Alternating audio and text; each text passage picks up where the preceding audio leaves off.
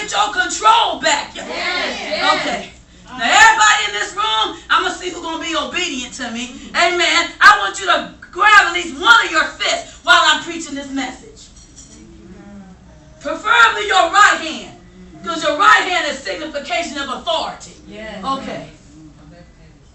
So if you can, I just want you to put your hand in a grip format. Is that all right? Amen.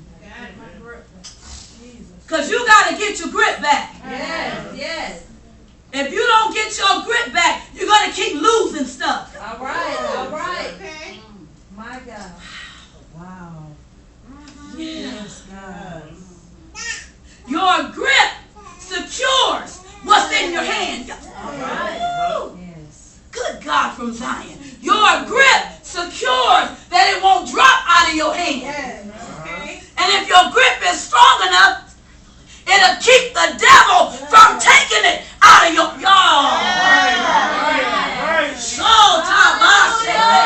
Oh, you need your grip back because you done left here too many Sundays